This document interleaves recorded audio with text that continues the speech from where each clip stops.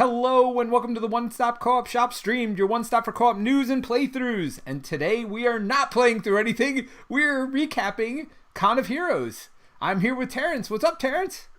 How's it going?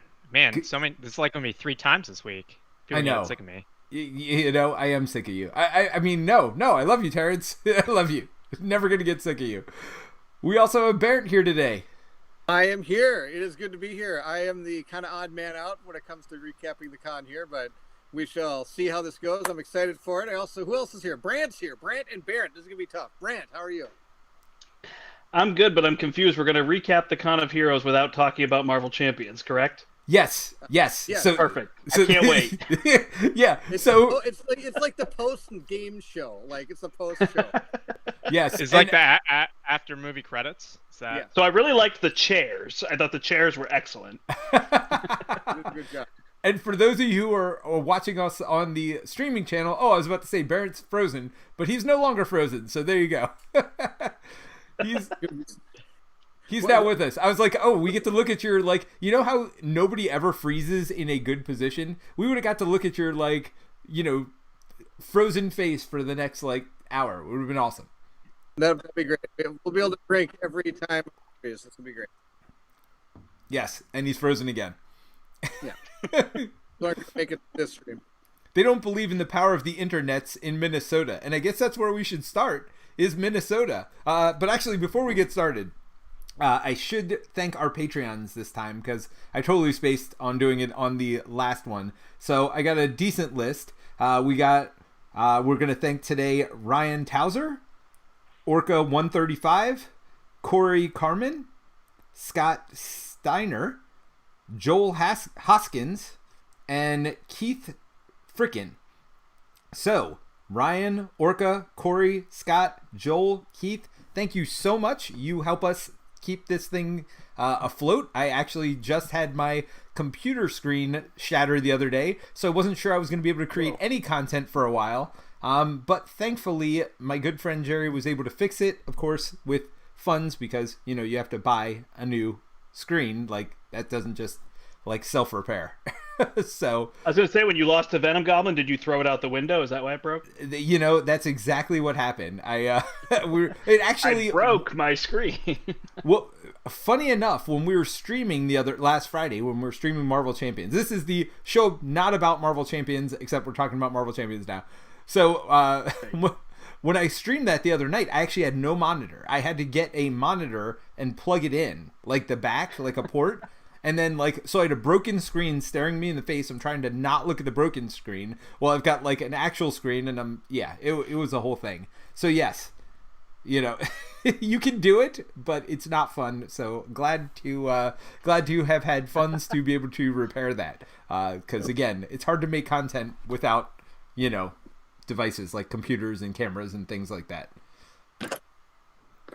All right, so we're going to do a brief introduction to you all before we get into Minnesota, which is where we were just at a minute ago, because that's where the Con of Heroes was. So for those who don't know what Con of Heroes is a Marvel Champions gaming convention where we just played Marvel Champions all weekend. But we already talked about that. We talked about that on Wednesday. So go to Wednesday's show if you want to learn more about that. They had custom scenarios there. We are also giving those away. So stay tuned till the end of the show to find out how to win your own custom scenarios that came from that. But if you want to play those and you don't think you're going to win or you don't feel like joining a contest, whatever else, you can play them. There's 2 ways to do that. First of all, there's a print and play, which I've attached. Just look up conofheroes.com and there's a print and play section there. You can print and play it at home, or you can go on Tabletop Simulator. Hitch's mod also has all the Con of Heroes stuff on it.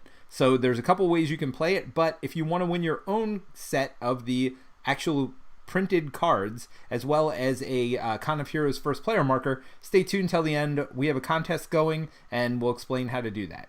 But if you want to hear... Do you have the physical ones, like, right there with you? I don't. They're in the other room. Do you want me to run and get them? That's fine. Terence, that would be convenient if you had them. I mean, you would think I would plan stuff ahead of time, but come on now. Like, I mean, we got Bairnt jumping up and down over here. Like, by the way, if you're not here watching on the stream channel, you have to come back just to watch. Because for the last, like, however long I've been talking here, Bairnt's been up, down, in, out. Like, he's been all over the place. He is definitely not sat still for 1 second. It has been amazing. So, like... I'm working on things. Well, okay, so here's the deal. So I was all set, everything's great, and I noticed, my battery's kind of low. So I went to get my charger, and I realized, wait, I can plug it in. So I've got it all plugged in, everything's great. And now I realize that my power strip's been off the entire time. Well, my sub pump is hooked up to my power strip. So now I figured, I better turn that on so the sub pump can go. Oh, wait, now the sub pump's going to overflow. So I got to stop. Oh, God. So I got mass chaos over here.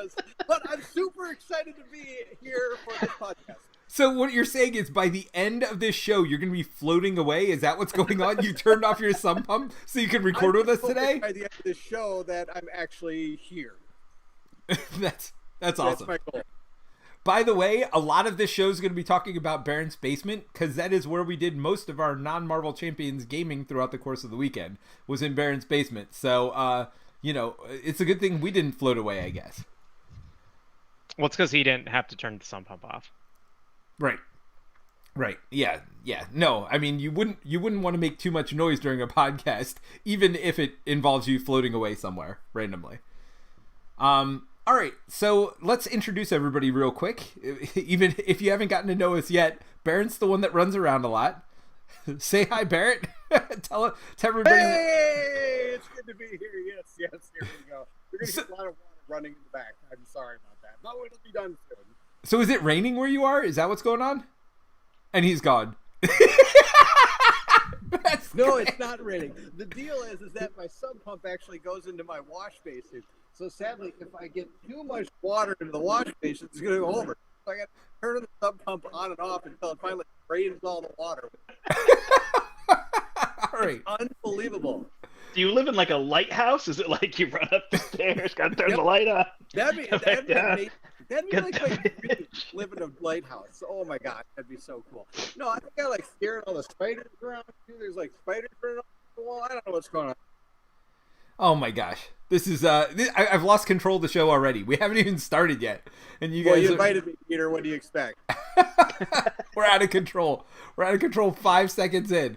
All right, but so I mean that's all you need to know about Bairnt. Beside the fact that he has a show well before Tom and Eric's Meet Me at the Table or whatever it's called. Bairnt had a YouTube channel called Meet Me at the Table. So I think you got to sue for rights on that one, Bairnt. I might get on. I could sue. Maybe I can get a couple bucks and get on there too. No, yeah, I've had it for a while. I've been doing my channel since 2018, I think. So it's been a lot of fun. But I've been working with One Stop Shop for a while. I think a couple of years, 2, 3, something like that. So it's been great. Awesome. Yes, this audio is going to be awesome for the podcast. People are going to love it. Bairnt's audio is like horrible, and I don't even know why. I neither do I. All right, but so are you trying to freeze Brandt? So Brandt's striking a pose over here. I mean, this is totally. I thought we were advertising for Mountain Dew or something. Nice. All right, Brandt. Well, while we've got you here, let's talk about you and where you're coming from and how we met you, I guess, as well. So we know Bairnt is part of the One Stop Co-op Shop. He streams a lot of our dungeon crawl type stuff on our main channel. So Brandt, who are you, and what do you do? Where would people know you from?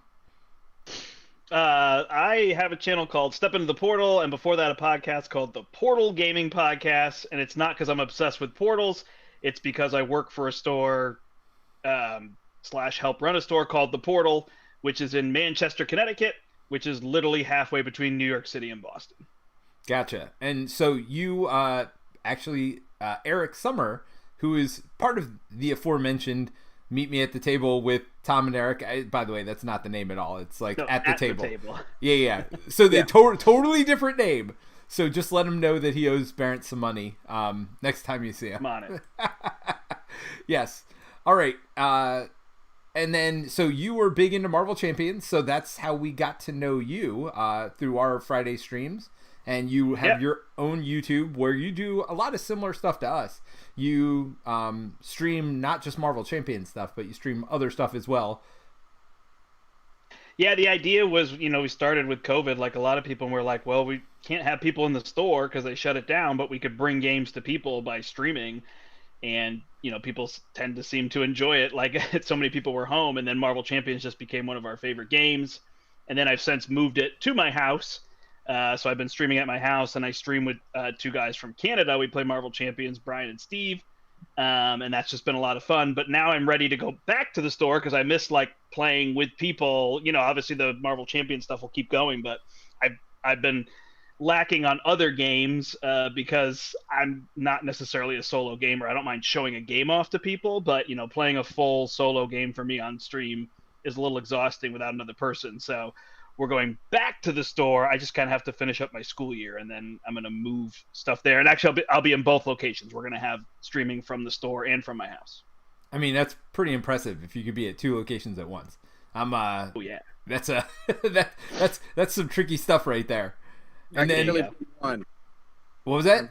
I can barely be in one. I can barely be... No, you're in 100 places. You've been in 100 places just since we started this stream. This is actually my house now. I told you I was going to be at the store. We had an event. We were running My Hero Academia. It finished 8:45. Boom, I jumped in my car and drove home so that when we finish, I could go to bed because I'm a teacher, so I'm up at 5:30. Oh, 6 wow. o'clock. Yeah, Nice. So I figured I'd rather be home when we were finished than at the store, but it would have been fun to show everybody the store and everything, but I drove home. Next time. And the only person that doesn't have a shelf of games behind him is Terence. All he's got is a big ram. It's a goat. It's a goat, Peter. A goat? I'm sorry. Well, doesn't it have horns? Don't rams have horns? I guess goats have horns too. Yeah. Cloudy the goat from work, as Peter learned on the last stream. But yeah. Yeah. So now, is that your bed, Terence? Like, do you just take your things off and just dive behind you to bed? No, this is just like a guest bed. So if we had someone coming over and there's like another sleep guest with a room, giant goat. yeah, there's another guest room. So like this is like the backup guest room. So yeah, I can always tell when Terrence has house guests over because we're streaming Marvel, and I see somebody sleeping in the bed behind him. It's awesome. Wow. Wow. He's like, "Can you stop snoring back there? We're trying to stream." Nice. All right, so we're gonna just do visual humor for the podcast this week. So you might want to go over to One Stop Co-op Shop stream to check out the actual video from this. I'm sure after we get into the meat and potatoes, you probably won't need to see the visuals anymore. But you may want to go over for the first 10 minutes at least. It's been something. That's all I can say. You just like to inject 10 minutes of jokes before you get to the actual content, right? I mean, let's be honest. My whole shtick is jokes. Like, I got nothing else, Terrence. Don't take that away from me. All right, so let's talk about Minnesota, because that's where Con of Heroes was Minnesota. And, Bairnt, have you ever been to Minnesota before in your life? I've experienced Minnesota. Yeah. So for those who don't know, Bairnt is from Minnesota, so that was part of the reason. So Terrence tried to convince me to come to this Con of Heroes because I had been to I hadn't been to a convention before, but Terrence had been to some Lord of the Rings conventions at Fantasy Flight headquarters. I had not yet been, and I wanted to go, but it was hard to justify going out there for that. But then I remembered both Colin and Bairnt, also from the One Stop Co-op Shop channel, lived out there, so we were able to organize a game day, and that's mostly what we're going to talk about today, after the con. So that made it more likely and made me more excited to go because I love Marvel Champions. Hey, whoa! I feel like I just learned I wasn't good enough for you to come to Con of Heroes. You had to get Colin and Bairnt. I mean, I had to justify this to the family, right? Like, I was away from my family for like 7 straight days. So I had to come up with more than just like, hey, I want to play Marvel Champions. But don't you do that every week? Yes, I do. And I want to see... Well, you only made it to like 12 hours of the con or something, right? Yeah, I was there basically just for Sunday. Less than a day. Yeah. So that's why this one's going to be way more informative for me than the last one because, we'll talk about other games that I played, which I spent more time playing other games than Marvel Champions, I think, over the course of the weekend. And that's... You're right here. Yeah, the cool thing about one cool thing about Minnesota is Fantasy Flight Games is located in Minnesota. So whenever they have any cons, any like world champions, it's always in Roseville, Minnesota. So they have their big X-Wing thing in Roseville, Minnesota. They come people from all over the world. Pretty cool. Yeah, and it was neat. So this was my first time going, and I know, Terence, you said you had been before. Brandt, was this your first time, or had you been to Minnesota before? Nope, I'd never been to Minnesota before, so it was fun. Somebody from the con offered to pick me up at they were trying to tell me how to get there with Uber and Blue Rail and all sorts of other things, and finally they just said, I'll just pick you up. So that was awesome. Somebody just picked me up at the airport, and then Terence and I rode back, so it was nice and easy. I didn't get to see a lot of the Twin Cities, which would have been fun. So if I get a chance to go back, I'd like to do that and see some of those cities in addition. But the game center was really neat to see, especially running our own store, being able to see what other stores look like. And I walked in Saturday night, in fact, when you had arrived there, Peter, and at the front desk was Christian Peterson. He was like, hey, would you like some food or something? And I was like, no, I'd love to know about your store. He called somebody over and he gave me like a 30-minute tour of the whole place and the back rooms and all the things they do, which was really neat. So that was funny, just popping into, bumping into Christian Peterson. And that's one of the interesting things about it. So game centers, I mean, we'll start with that before we will get into talking about games. Yeah, game center. Yes. Zenter. Zenter. So yeah, I'm going to get that wrong all day. So bottom line is, it's what? It's a Minnesota thing. It's not. No, it's not. Meet me at the portal. Step into the table. Oh my gosh! All right, it's off the rails already. Yeah, so it's held at Fantasy Flight. Well, it's not at Fantasy Flight. So this is separately owned. It used to be owned by Fantasy Flight. Now it's owned by Christian Peterson himself, who does a lot of things. I found out. I talked to their employees. They're very open to talking to you about all kinds of stuff over there. So I did find out they do other stuff like printing, and they're starting to do their own publishing of games and stuff like that. So they do have other things going on there. But it's like attached to Fantasy Flight, basically. I mean, there's like 2 buildings in this business park there, and it is attached, and like you see above every building that's not Game Center that they have Fantasy Flight logos above them. So I mean, it's where all the stuff is. So it was neat just to be there. So Terence, you've been there a couple times before. What has your feeling been about Game Center? Yeah, I mean, it's a really cool space. They have, a common area, like not during the cons of just, I guess you would call it like a board game cafe, right? If you have one in your town where you can get both food and drinks as well as play board games. And so they have ample space to play. And then also, it's not like necessarily a full-on restaurant, but like a decent amount of food options, which when you're at the con is semi-important because you probably will be eating two plus meals a day there for like the whole weekend. So it's nice to get both like coffee, beer, etc., as well as normal food. And then they have a whole separate like Bairnt was talking about kind of world and stuff. They have a whole separate section away from the kind of public area where is free play essentially for just like events. And so that's kind of where we held the con. Yeah, it's a really neat space, and it was, I don't know, it's cool to just be in that area, and it was pretty full on both, I was only there Saturday and Sunday, to be fair.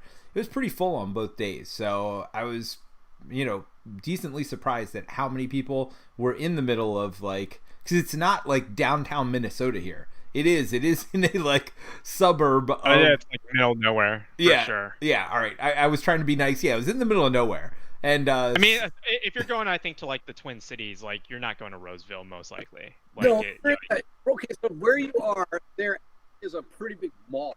And there's a real cool game fair actually kind of near it, too. It's kind of a suburb of the cities, and you're actually in the warehouse district of that suburb is where you are for this like game center. So if you would have turned in the other direction, you would have gone to the Roseville Mall, movie theater is, all fun stuff. But you went to the warehouse district, where only that place is, and a VR center where you can play VR 4-on-4. Okay. Yeah. Man, I could have gone to the VR con. Yeah, I actually was thinking about telling Colin we should all jump onto that too, but we didn't. Hey, Bairnt. There was even ads for it at Game Center about the VR. Yeah. Hey, Bairnt, can you check your mic? Because it's really, it's still hard. You can disconnect and come back. That's the best I can do. All right. Well, yeah. All right. We'll try to stay with it. So we have some people here. We have Dr. Han in the chat. He says Bairnt's audio is dodgy. Yes, to say the least. Elaine has said the same thing. I feel like Bairnt is dodgy. I mean, Bairnt has been dodgy the entire time. And he's gone now. Oh, did he leave again? He disconnected. It's back. Well, that's okay. No. I can get your picture. That's easy. Boom. Check it out.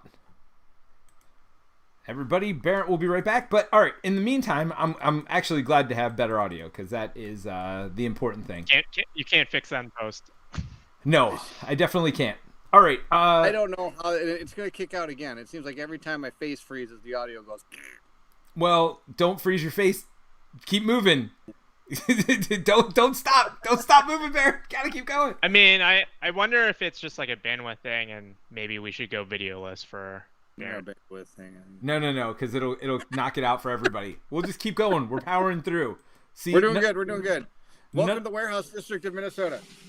Yes, so we're in the Warehouse District in Minnesota. But no, Game Center was really fun. I was glad I got a chance to experience it. I definitely recommend if you are anywhere in or around that area that you go by and check it out. Certainly, it was good to be there for an event, so I had people to play with or whatever else. But yeah, no, I definitely enjoyed it for sure. You don't need to be there for an event. Colin and I got there at 10 in the morning and played eight missions of Journeys of Middle Earth until about 8 o'clock, and then Terence, you joined us for a Lord of the Rings thing for a couple hours there. Lord of the Rings game. Yep. So let me ask you, Bairnt, why did you guys play there? Because you have Colin's house, you have your house.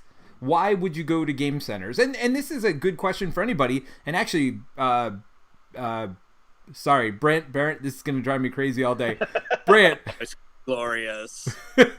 Brandt, I want you to chime in on this too. Like, what do you do to attract people to leave their house and come to a game store? But let's start with you, Bairnt. Why did you guys go play Journeys in Middle Earth there rather than playing at one of your guys' houses?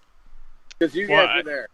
Yeah, I assumed it was because I was there. Yeah, that was it. I'm like Peter, they actually want to come see me.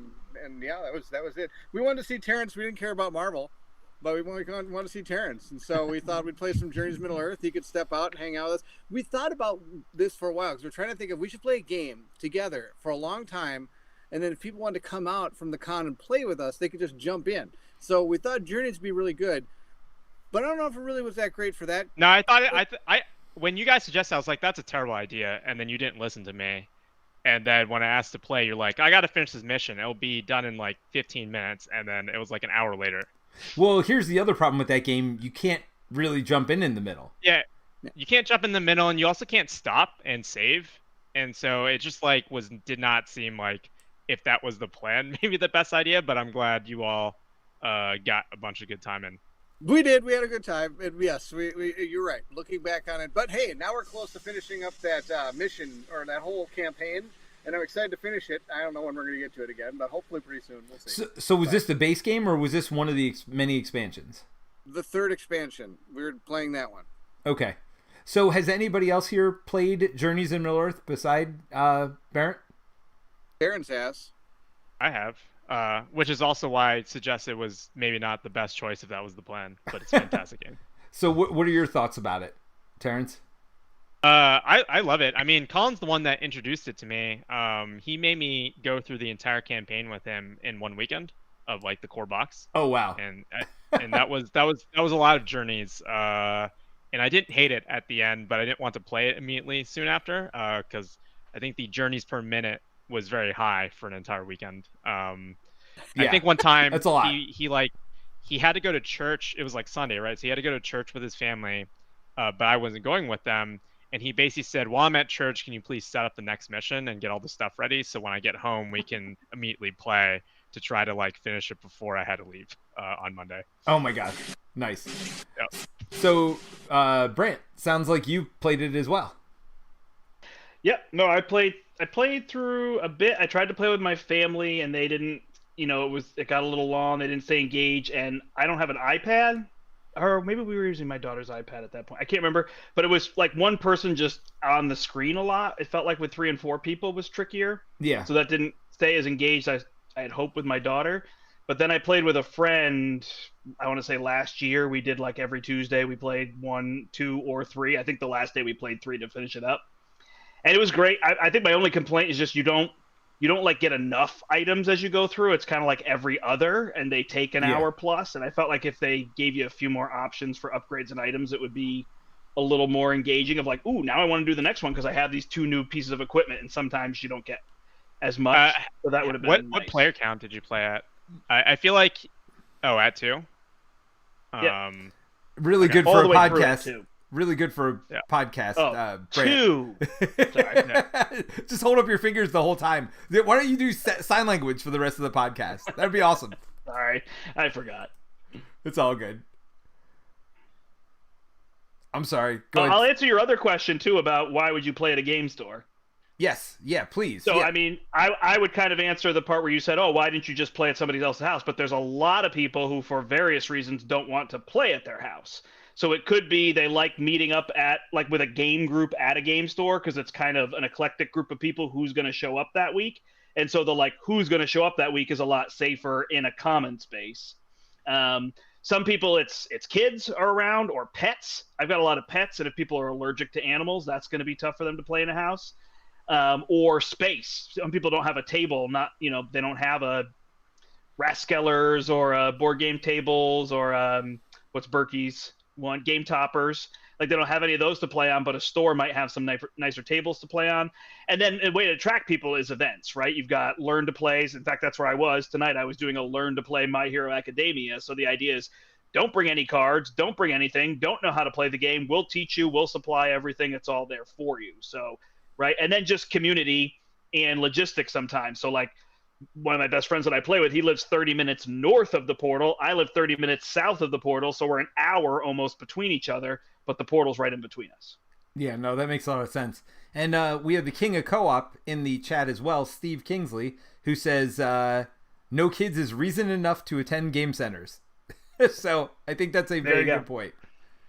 Yeah, to be fair, there are kids other at reasons game too. Center, just not his There's kids. no kids. Right. Well, no, good enough though. If it's not your kids jumping on you, then that's definitely good enough.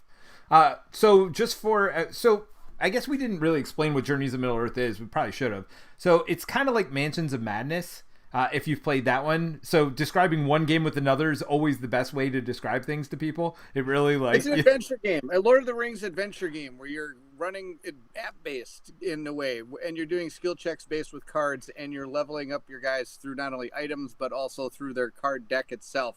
And it's just a basically skill check type game is what you're doing, and you're fighting monsters, doing skill checks, and yeah, it's a really fun game. It's a pretty easy system to deal with. The only thing is, of course, it is pretty app-based. It's a pretty heavy app-based game comparatively.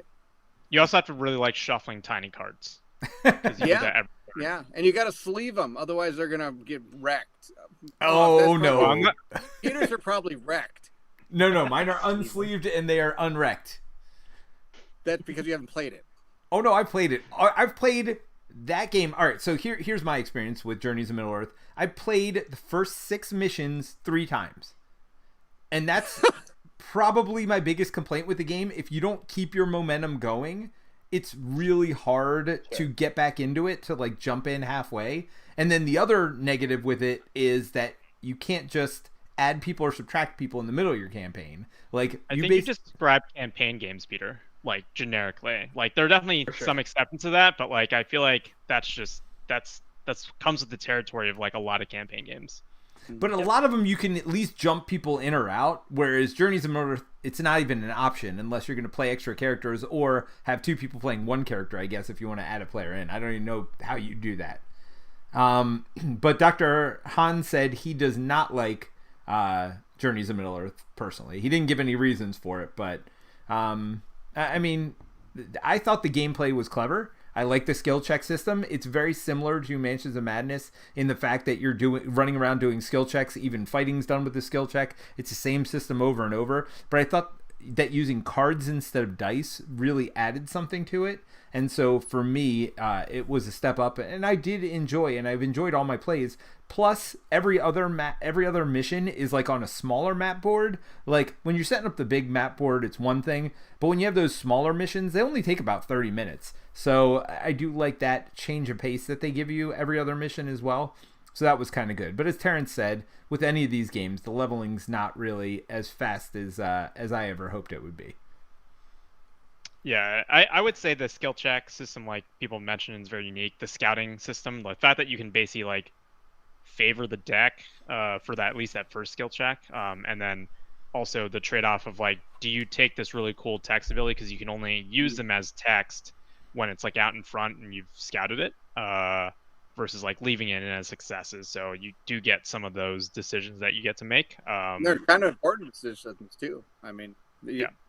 Sometimes your best cards are actually going to be successes, and do you want them on your board or in your deck? Yeah. Um, Yeah, I think That's all something of us as fans of card play are probably that's one of the best parts about it is just making those tough decisions. Yeah, because you're right. The things that are good for you are good in two ways, and which way do you want to use them? Do you want to use them to make sure you pass skill checks, or do you want to use it to make sure that you have a cool ability for the rest of the game? So I do like that. Not even the rest of the game until you like use that ability. Well, right? Yeah, which could be like one second later. That was Journeys. We did that on Friday. I mean, for 8 hours, so that's days. like the longest. That's like the longest game you played, right? The entire weekend. Yes, for sure. All right, so Terence, you and Brandt came in, I guess not together, but you guys both came in on what, Friday night? Yes, but we left together, so there's that. I came in Friday morning. He came in Thursday night. I landed at the correct airport. He landed at the wrong one. This is also true. I mean, like, he got there, so I feel like it couldn't have been that wrong of an airport. Well, I got because of the hail weather when I was flying, I got diverted to Rochester, Minnesota, which I did not know existed in Minnesota. So Right, you thought you were in New York for a minute? Yeah. Well, they didn't even say the state. They're like, we're because we were circling, and they're like, well, we got to go and get fuel, and we're going to Rochester. Assuming I knew where that was, I was just like, the only Rochester I know is New York, and that doesn't sound close at all to go get fuel. Right. But turns out it was only like 90-minute drive away. When Terence plane decided to land, they happened to have the first hailstorm we've had in a long time in Minnesota. It hailed golf ball sized hails down onto my lawn, well, not my cars, thank goodness, but the garage. But so then he's like, yeah, it's diverting us. And I was thinking, really? And also the hail came, like, oh. So I kept updating the app, like, when's he going to get here? Like, oh, hey, it says you're leaving Rochester. He's like, nope, I'm still on the tarmac. All right, so last thing about Minnesota, before we get into really talking about games, because I do want to talk about games before we get out of here more. So where I live in Maryland, people don't use their garage for their cars. People keep all their junk in their garage. One thing I noticed in Minnesota is, like, if you got a 2-car garage, you got 2 cars in that garage. I got a 2-car garage. It's 1 car and then a bunch of bicycles and we had a kayak and we got like rollerblades. I think you need a 3-car garage there, Peter. And just random junk in there. No, we don't put 2 cars in a 2-car garage. In fact, a lot of people don't have any cars in their garage. Some people even just keep like a boat there or something. Because when you wake up in the morning and it's negative 70 degrees below zero, and you go out into the driveway where your car is that is now covered with 2 feet of snow, and you get in and you plug the key in after you've brushed it all off, which took you a good 20 minutes. You can't feel your hands, and you're going to the key thing. You're going. like, please start. So All right. the garage first, you don't have to worry about the snow. You just go in there, you turn the key, and it goes boom. But then do you have to shovel your driveway? No, you just punch it, Margaret. Oh, I see. You just back up as fast as you can, blow straight through that thing at the end of the driveway. Do like a whole big crappy, or what do you call it? You're spinning the car around or whatever, right into the front of the road, and you gun it. You don't ever want to stop. As soon as you stop, your wheels go like this. They don't go anywhere. All right, so Well, I want to go to work in Maryland, because in Maryland, apparently, you load up your bicycle and your kayak on top of your car. You drive till you get to the water. You put the bicycle on your kayak, go across the water, leave the kayak, get on your bike, and ride the rest of it to work. That sounds exciting. I mean, that would be a lot to do, but yes, you can do that, I guess, theoretically. I mean, our kayak's not quite big enough to hold bicycles, I don't think, but... you could probably tow it. I mean, through the water? Sure. Put, like, water skis on it? Hey, Did we actually come here to talk about games?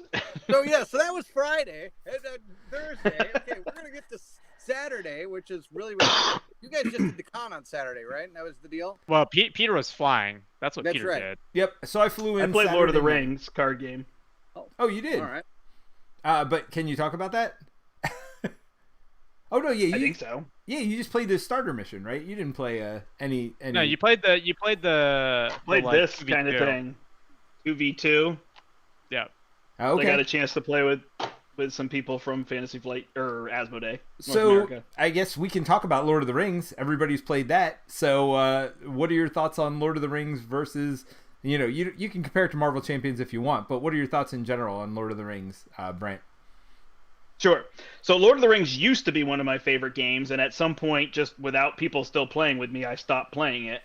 But it's very fun. It is interesting. I actually, Terence and I had a great conversation about it on the way home, or on the Uber, where it was like in Marvel Champions, if a certain hero can't beat a certain villain. Sorry, I like Marvel Champions better because I'm into that one. I'm collecting everything. Right. Lord of the Rings probably has like better deck building, but it's way more in depth, so that's trickier. But I definitely enjoy both of them. But it is interesting that if a certain hero can't beat a certain villain, it feels like something's wrong. But you'd never think that way in Lord of the Rings. You'd just be like, oh, I'll just get rid of that hero and go get another hero that can do it. So Right. It does really have a different mindset to it, which is interesting. Where like, oh, clearly this hero isn't going to help with this mission in Lord of the Rings, and it's not a problem. But it's probably a matter that you have three. Sure. Yeah. So how about you, Bairnt? Have you played a lot of Lord of the Rings? That we know Terence loves it. I played an entire con of the Rings. Oh, okay. Basically started, and we played 2-3 days straight, pretty much. It was awesome. It was really, really fun. It was probably one of the most enjoyable big game sessions I've had in a long time. It was really cool. The thing is because I came in thinking like, oh, I got this great deck. I'm going to bring it in. We're going to play. I don't know much about this game. I mean, I just been kind of introduced to it. And they're like, oh, you want to come to Con of the Rings? I'm like, sure. What the heck? Let's give it a shot. Wow, there's a lot going on in that game, and it was pretty awesome. Meanwhile, then you could also just get railroaded into a game that's going to last supposed to be 2 hours, but it's only an hour, and this is at the end of it happened to me on Friday or whatever we were playing there. That was something else. Terence or Colin's like, here's a deck for you. You can play it. I'm like, oh, okay, I have no idea what to do with this deck. To be fair, I asked if Colin put certain cards in there, and the answer was no. Then I had no idea what to do with this deck. I'm like, oh, okay, well, I guess it's like, oh, you don't want that hand. I'm like, oh, okay, I don't want this hand. I'm all like, in that hand, I get a new deck. I'm like, okay, how's this one? He's like, oh, that's fine. So I'm playing cards out, and I'm like, I wish I knew what to do. He's like, well, you should probably be digging for this card. I'm like, oh, okay, dig for the card. And then he's like, pulls the card out of my deck, puts a discard pile. I'm like, that was awesome. I don't even know what I'm doing anymore. What is going on, Colin? So basically, Colin alpha gamed you the whole time. You heard it here first, folks. It's funny you should say that because we just had a talk about that on co-op chat. Yes, he did, because sadly I understood why he did it. I didn't know what I was doing because Right. he built the entire thing, and we were trying to get in basically a 2-hour game done in like an hour. And so he just play that card, do that. I would send this guy that card. I was like, ugh. Yeah. So what you're saying, it was a great experience for you. As the new That player. one was not the greatest experience, but the whole Con of the Rings, when I was there with Terence and Steve and Colin and all of us together, that was really cool experience. And I got to meet, was it Bjorn? Is that the other guy who was there? Who are the other people that were? Yeah, Bjorn from Austin. Yeah. He was really awesome. They even let me try some of those decks out. I mean, there were decks everywhere, and the good thing was they're kind of explaining them before I tried them instead of just, here's your deck, draw some cards. Yeah, he didn't alpha game you. So you got that going for you. Can we just have a moment for Bjorn from Austin? Right. Yeah. Bjorn from Austin. Yep. Yeah. We have like a local Austin Basie play group that plays at a game store. Coming back to kind of, I guess, that topic a little bit, but and so he's probably one of the more famous I guess folks in the Lord of the Rings community. He has and in the Lord of the Rings books. Yes, but different Bjorn, I guess. He's a giant bear. He is a giant bear, which is awesome. He should put him in the movies. He has these. It's fun for like his tokens. He has these like little animal like plastic figures, or like squishy rubber things that he uses as tokens. Nice. So he has like bears and eagles and stuff that kind of matches like the animals in Lord of the Rings.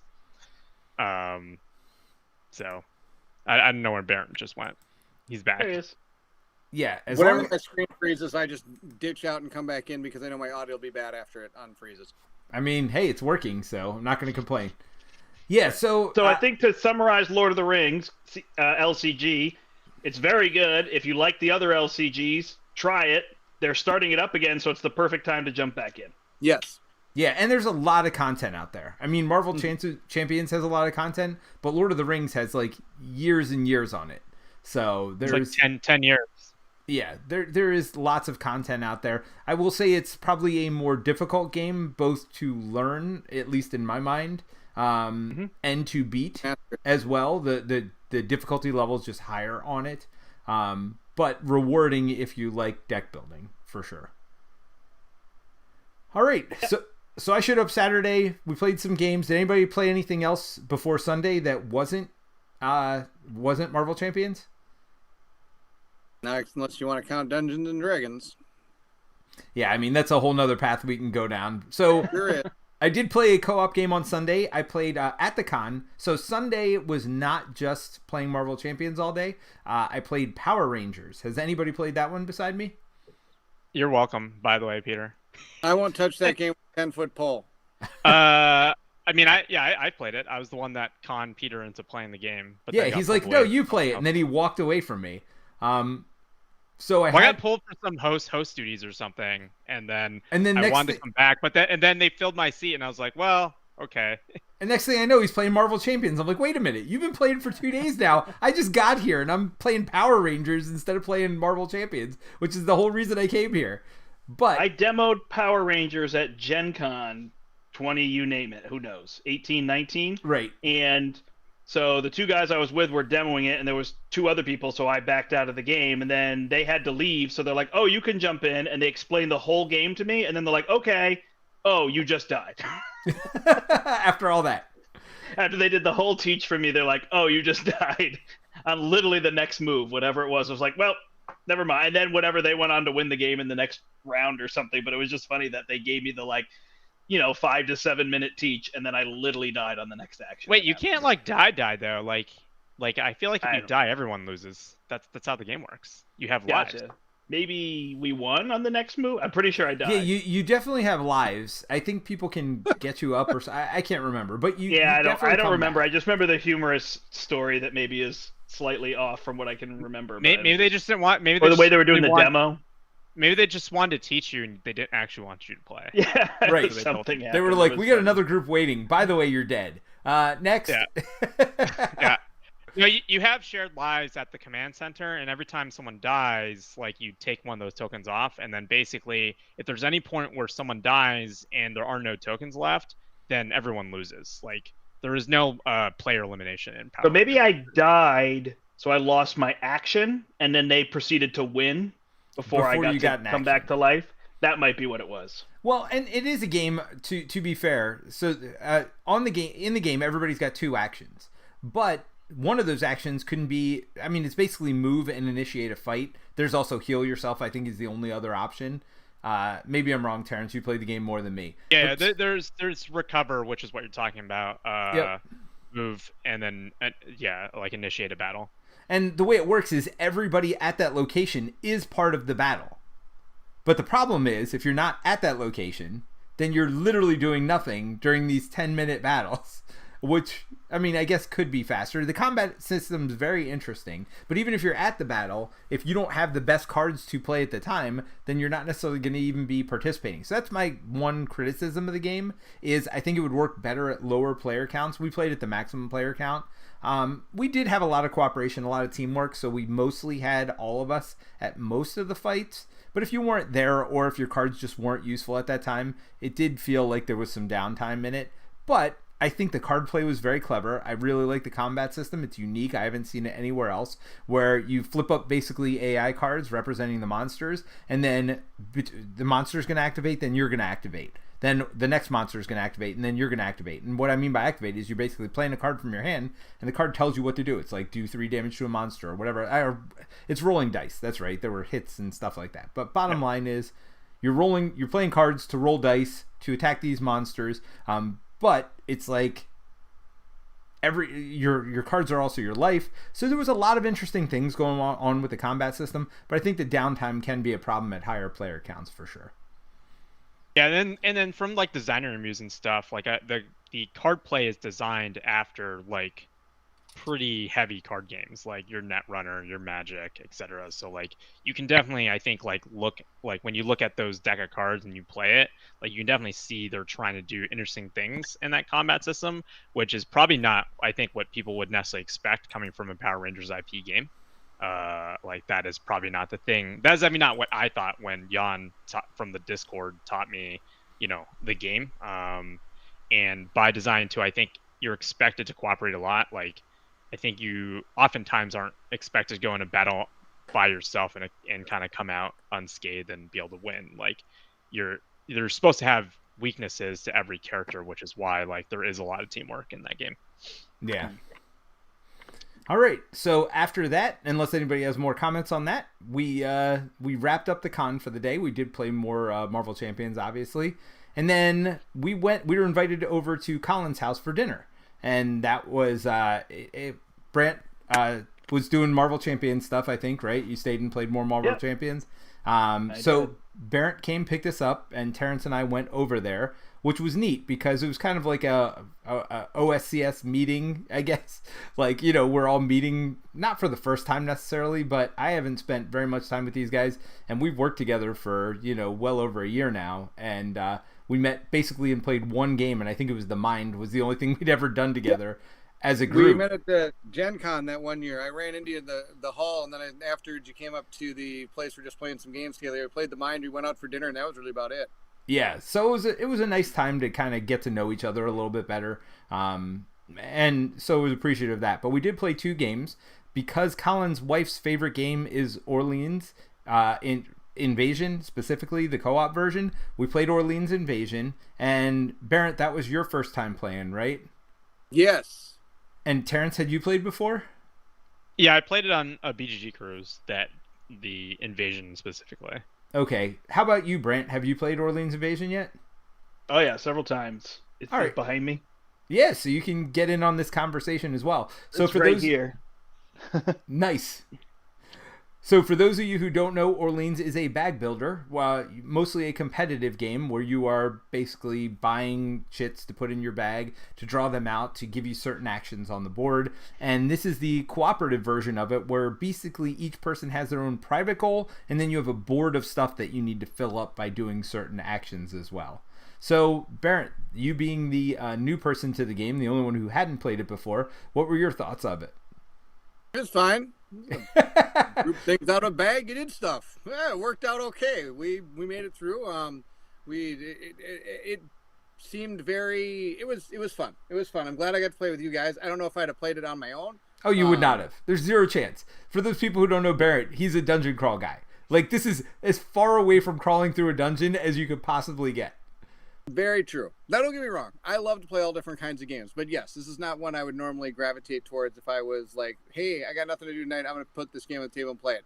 If say my wife wanted to play it, I'd be more than happy to play it. I think we'd have a great time. But yeah, I mean, it was great. The mechanics were fine. There was nothing like that I thought was too bad or too good or anything that was like broken or things that weren't working or anything like that. So it's a well thought out game. Works out pretty good, I think. Yeah. All right. So Brandt, this is one you own. Obviously, I mean, maybe not obviously, because I bought many games that I don't like in the long run. But I'm assuming you like this one. So what are your thoughts? Yeah, no, I do. I think I bought it and played with my wife as well, and I played it. I played it at a con in Massachusetts that we played at 5. We may have even had 6 people, but playing 5-player, I can't remember. And I definitely think it doesn't downscale well. Like 2's a lot harder than 5, if I remember correctly. So that's just an interesting part that it's going to be a lot harder with 2. But we have managed to beat it. I think I like the competitive version better, and then I like Altiplano better than Orleans. So it kind of scales down, but they're all really fun games. I mean, they're definitely exciting to play, and they're very accessible. Like, I feel like if you know Orleans, it's pretty easy to teach to whoever you want to, kids, starting gamers, whatever, all that kind of stuff. So, I mean, proof be told that I taught it to Bairnt. So, and Yeah, there you go. it's Yeah, me gotta teaching be. Go. and Bairnt learning. So, I mean, you talk about a match made in whatever, probably not meant to be, but it went just fine. I will say it is on my list of top 10 worst games to set up, though. Yeah, I hate setting up this game. yeah. There's a lot of discs to put in a lot of different places. And the deluxe version is worse because you have all those wooden pieces and you're supposed to randomly get them. It's way easier with chits that you can just flip upside down and then flip them up. So it's way better to not have the deluxe version in my mind. But But we're yeah, playing this game Kong's is a lot. version, And so I don't we even definitely- dislike setting up games. I enjoy setting up games, but this one is hard to set up. Well, it was set up when we got there. So good news. There you go. It was set up, ready to go when we got there. All right, Terence, you'd played it before, but just quick impressions. I thought it's good. It's I don't know if there's a ton of co-op bag builders out there that I have I don't played. know that there's any. Oh, well, the only one I know of is the solo Warp's Edge. Yeah, there's Warp's Edge, which is something like quicker and faster and probably a little, I feel like, tactical, crunchy. I enjoy his Warp Edge as well. But yeah, it's not co-op unless you house rule it like Mike does, right? So I thought it was just really refreshing because I don't know of another one, and there's definitely some neat. Like I feel like the coolest moments was kind of like I think like probably a third or halfway when we kind of got our engines a little built of just like who needs this, who needs that, and having that discussion I think was really cool because if you don't do that, then it's just like you're just kind of playing solitaire. Like that. Yeah, it's kind of neat right? that they have that whole like system where you can be like, okay, I can let you borrow this guy if you needed to use it. Like, does anybody? I've got an extra blue guy. Anybody need an extra blue guy? Yeah, I do. Okay, cool. Then you're able to give that. I think we try to use the names though instead of just. No, calling I them, just like, use colors. It works for some colors better than others. Way better. That's for sure. But it was funny because you're right, Terence. It wasn't until about halfway to 2/3 of the way through that we really started using those actions, and I'm not even sure that it was a matter of like we had our engines built better. I think it was more a matter of we got more comfortable with the game and started doing that. And one of the things I like about this that it does that not many games do, because you have those individual goals, people can take harder goals and easier goals. There are different levels of goals you can take. So people who are experienced with the game can take harder goals and challenge themselves more while still playing in the same game with people who are taking easier goals. Meanwhile, the overall goal is still the same for the whole table, where you're trying to fill this middle table as well. But everybody's got to get their personal goal or the whole team can't win. So it's not like something like Dead of Winter where you're trying to get a personal goal and then you can't win. It's literally the whole table can't win unless everybody gets their personal goals. And then you're the traitor and you win anyways. Right. Right. There's no traitor in Orleans Invasion. That's one of the nice parts. But it's a good one if you like Euro games, if you like, I don't know if I can call it heavier, like medium weight Euro games. It's a lot of fun, and I like the co-op version. It was funny when we were at Origins last year, like one of the first cons that opened up, after crazy pandemic, which we're still in the middle of, but first ones we went to, we were playing with the Secret Cabal guys, and they're like, oh man, this game's so hard, we never win, nobody ever wins. And then we proceeded to win, and then just won again this time. So I don't know. I think I think we some won people are pretty just handily too. I mean, by the last turn, we're kind of like, okay, what else do we have to do? I think we're good, aren't we? Kind of thing. well with 2 turns to go though. Everybody was sweating a little bit. We pulled it together at the end, but there does have to be a lot of discussion, and I think that's part of it. I think co-op gamers definitely you get an advantage from being somebody who's good at cooperating with other people for sure. Yeah. So Yeah, try to 2 players or 3 players to make it a lot more difficult. there you go. Nice. And I know Colin plays with his wife a lot. No. What was that? Yeah, Bairnt just said no. No. No, Stick with I don't want. I don't want more difficult. Gosh darn it! That's right. I'll take it easy street. Nice. All right. So after that, we played a little game which we're not going to spend almost any time on called Spare Parts.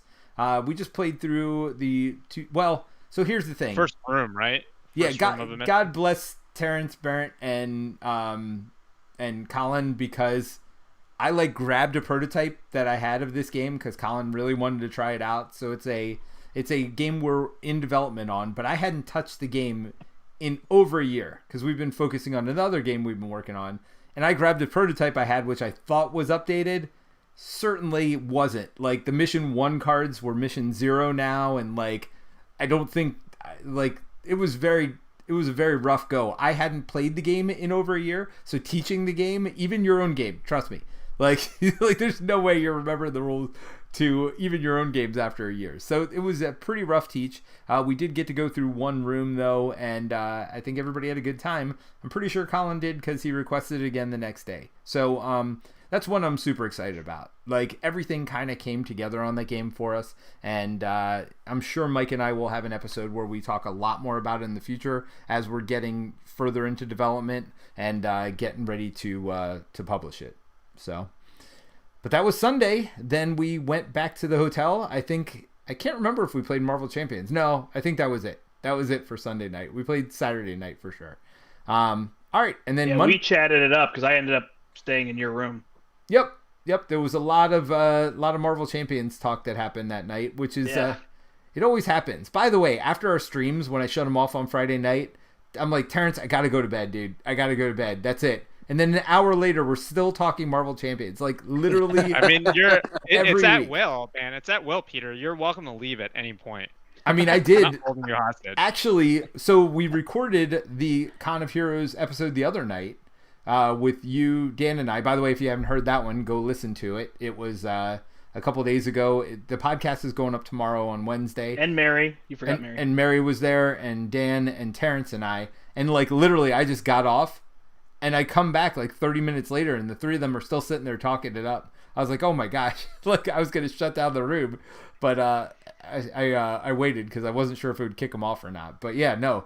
When you get a bunch of Marvel Champions people, I guess anybody who's nerds about anything, who is nerding out about it, we're just going to sit there and talk forever. So. Hey, you want to talk about math? Yeah, one second, Matt. I'm math. curious. I'm curious at the con, any con, right? Where you have one game in common, what the ratio of playing to just chatting and chilling is, because I feel like there's inertia to starting a new game and stuff sometimes. Yeah. So just jumping back to Orleans real quick, Steve Kingsley says, "I haven't won Orleans, enjoyed it though." So there you go. Maybe it's just me. I don't know. I don't remember losing that game. Maybe I just cheat though. I mean, Terence has certainly, plenty of people have caught me cheating on the stream plenty of times. So who knows? Maybe I just cheat every time I play. But I've never won the competitive game, by the way, mind you. So I'm not my whole bag. Right. I'm not actually good at the game, but I feel like I'm good at the co-op-y part of the game. Maybe, I don't know. There you go. All right, so we started Monday with Bairnt. It's your time to shine, buddy. Woo! So Bairnt comes and picks us up Monday with this thing in his car. Super close. The other Minnesotan picked you up. Oh, Colin picks us. Oh, no. So that's what it was. It was Sunday night. Did we have? No. Colin had the thing with Sunday him. night. That's right. So Colin came down to pick us up. The other guy. The other Minnesotan. On Monday. Yeah, I couldn't make it. And so there's a kid seat in the back seat of the car with a giant Cthulhu in it. When I say giant, do you have a photo of this? Don't you have a photo of this, Peter? Aren't you prepared? Well, no. Because it's more hilarious in the car seat. Hold on. Right? Bairnt has the Cthulhu right next to him. But he doesn't have the car seat. I don't have the car seat, but I got the Cthulhu. Yeah, this Cthulhu. Do you know this is a podcast, right? Where Well, I know that's what I'm said that asking. How big is this thing? And there are pictures on our Discord. Oh, there you go. There's the picture of it in the car seat. Again, you're gonna have to go. That to is me sitting next to it in that photo. The stream channel. So this thing is huge. Channel. How big would you say that thing is? It's over a foot. It's probably close to 2 feet tall. Yeah, it's I don't know, up to my knee. How'd that do? Up to your knee. So 1.5 to 2 feet tall, I'd say, right? Easily. Yeah. So Took me all day to paint. just the one day?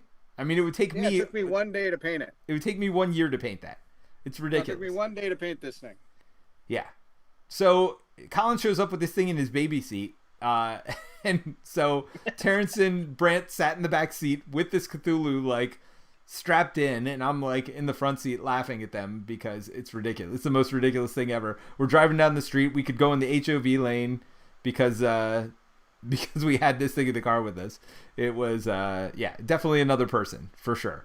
So we did end up not just carrying this thing around with us. We actually, the first game we played was Cthulhu Death May Die, and on the giant Cthulhu map. Yeah, this guy's an actual board. This is the board. One of the events or one of the missions. Yes. This guy down. It's his own mission, right? You had to buy that to get that mission. You had to buy the giant statue. But had you all played Cthulhu Death May Die before? Remind me. Yes. Yep. Yes, I have played it one time with Colin, but only on TTS. It's above me. Colin and I recorded this scenario. Right there. Together. What are you pointing at? Oh, it's right there. Oh, right it's up on your head. top shelf? All right. Yeah. Yeah, so Cthulhu Death May Die is probably my favorite dungeon crawl at this point. I really do like it. It's not traditional because you're not necessarily in a dungeon. You're running through different, mansions and other things like that. But, it plays exactly like a dungeon crawl. You're leveling up as the game goes on. You're fighting. You're rolling dice. There's monsters on the board. You're doing all the tropey dungeon crawl stuff. So call it what you will. But I don't know. I love Cthulhu Death May Die. It's just complicated enough to make it interesting, but not so complicated that you lose track of what's going on or it becomes a burden, and the game, like the rules mechanics, don't take away from the story that's being told at the table, at least in my mind. So for me, it's who doesn't like Cthulhu Death May Die? Who's that? The wives. Oh. Both my wife and Colin's wife wants to know when each of us can take this back. that is what was said in the chat. Yeah, that's my wife. She goes, when is it going back? Yeah. That's hilarious. Do they not like Cthulhu Death May Die or just the giant miniature? It's just because it's out of control. There's no place to put it. It's not exactly something you can put on a coffee table and people go, "Oh wow, that's really nice." And like Colin, I think actually had it behind a chair in his game room, hidden away. Yes. And so he brought it over here, and he's like, "Why do I have to put this back in my car?" I'm like, "You can just leave it here. I'll take care of it." And my wife the next day, Robin's when she came like, down, no. he was sitting on the windowsill, and she's like, "What is that? And why is it here?" But can you just say? But you could say that mini helped me get chocolates for you. Yes, there you go. They- I got chocolates from Terence thanks to the miniature. Yeah. Which were gone in a day. Those chocolates were good. That's why. I don't think I've played a game that's so consistently good. It's like every time I played it, it's consistently good.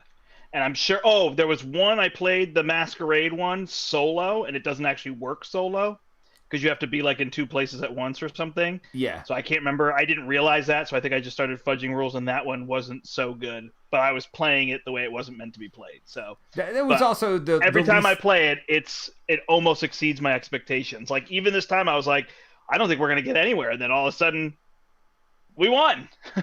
Ish.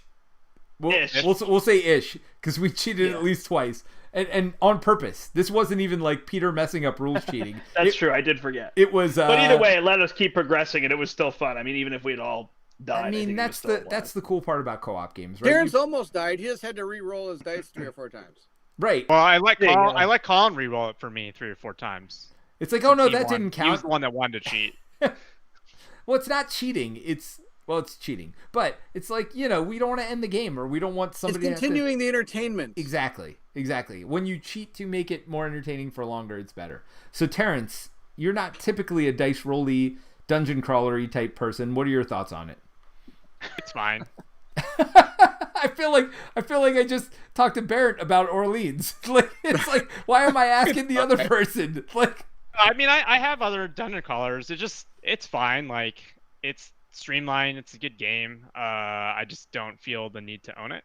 I don't need Giant Cthulhu either. Well, I don't own the Giant Cthulhu. Cool about the best thing about Cthulhu Death May Die is the giant miniature. I'm in your boat, Terrence. I've got other dungeon crawlers I'll play. Cthulhu Death May Die is fun. I'll play it anytime it's on the table. I don't need to own it. Yeah, that's kind of how I feel. It's just like, if someone asked me to play it, I'd be happy to play it. But And like, I'll I feel like enjoy it, I feel like the other thing is like it's like hard to get into because of how Simon does retail, and so that's like my other kind of thing is just like I don't feel the need to like buy into it, but it's a fun experience. It's good, but there's definitely like other dungeon crawlers I think that are higher on my list. I did not get it through Kickstarter. I bought it through retail, and I haven't got everything, but I have season 1, I have season 2, and I have 2 extra bosses. And I mean, that's plenty, and I don't have the giant one for sure. And I think that's plenty of content, and I was able to get all of it in retail. Now, I don't know about now, because it hasn't been in print for a while. So I don't know if it's still easy to get, but I don't know. I enjoyed it, and I like that you can modularly add stuff in. So the base game, I think, comes with 2 bosses, and you can add more, just one at a time if you want, or just pick up the whole second season and get 2 more bosses along with a bunch of other investigators. So I'm pretty sure that we have it and a single copy of it in the expansion. I feel like if we wanted to order it again through Asmodee, we could get it. So I don't think it's out of print. Oh, okay, that's good to know. But that's it cycles in. That's and out tough of since I'm not the depending. person who places the orders. Right. Yeah, It's easy to say. I know from my local game store, it like cycles in and out of print depending on the print cycles. Well, it's also like forget it's also everything in the last year and a half. Well, yeah, sure. exactly. Right. We have 40 copies of Wingspan because we never know if we'll be able to get it again. Yeah. Wow. Yeah. All right, so after Cthulhu Death May Die, we played another dungeon crawler-ish, I'd say more of a boss battler, Hour of Need, which we have not talked about at all anywhere on our channel before, or at least on the podcast and the streaming channel. Was this everybody's first time playing Hour of Need, or had anybody played it before? I played it before. We played it together, Colin and I, before we played it with you guys. I think we played on a Wednesday before we did the whole con thing started that Thursday. It was, I will tell you right now, 2 players was definitely a lot more of a sweet spot. I think it was a lot, we were interacting a lot more together. We were trying to working together, trying to figure out how to get through all the different things you have to in the game, more than we did at 4 players, which was, I think, just out of control. Five players, by the way. 5 players. It was out of, you could have put 6, it still would have been out of control. It was just bonkers how out of control that game was. Because it seemed like every turn, it was, everybody was just doing stuff because it's fully it technically is simultaneous until you decide to use all your actions. Then you have to resolve all the threats in front of you, which are going to do different things on the board. So before you're doing that last action, you're almost asking, is there anything anybody wants to do before I do this action type thing? And some people just like did the actions and be like, okay, hold on a second, I gotta do it, and do all their stuff. And it also depends on kind of what your characters, and all of them are so different. And I actually had this character that was way broken at a higher player count than other characters I think I've ever seen in the game. My character. Well, yeah, because your character gave out something to every other player in the game. So in 2 players, you're giving one thing out. 5 players, I'm giving 4 people in a move and in action. Yeah. Instead of taking one myself. Oh, sorry, I was doing one too. So everybody on the board got a free move and an action whenever it was twice during my turn. Yeah, and there's only two. You only get 2 actions, right, in the game. Yeah. But not everything's an action. Some cards you play say action. Right. Some cards you play don't say action. So I mean, you could end up doing like 10 to 12 things in a turn. I think intentionally so. They want you doing like lots of things. I think there were several problems with our game, and we'll be honest, this is the only game we did not finish of the entire day. We stopped. Everybody was like, all right, I've seen what I've needed to see with this one. Let's move on to something else, because it felt like we had were just at basically to a punch fest where it's like we just have to do enough damage to take on the boss before the boss isn't going to do anything else, and we really didn't see we didn't look like there was going to be a way to, I shouldn't say this, but we probably could have. It didn't seem like there'd be a way to lose at that point, because we were able to complete anything the villain was going to throw at us when it came to like threats or things that would be put on the board that we'd have to accomplish or pick up. We could pretty much take care of all of this and then go back and hit the boss again. Yeah, pretty much. Yeah. So Hour of Need is a superhero version. What is it called? The modular deck system? Is that what it is? Yes. Yeah. Yes. So it's the So you're talking Alter Quest and Street Masters. Yep. Yeah, Brook City. Yep. Brook City. So it's all those ones, and this was the super version one. It did feel like the most. Oh, Contra. Yeah. It did feel like maybe the most streamlined of them all. Yes. And I got to give Colin props, because we all just had a barrage of questions. Like, it might have helped him to just run the game and not have a character in the future. Like, definitely learning this. I'd actually jump on this game if it was available somewhere. I'd jump on it for 2 or 3 players. Yeah. I actually thought it was pretty fun. I love card play. I love asymmetric characters. I'd be really interested.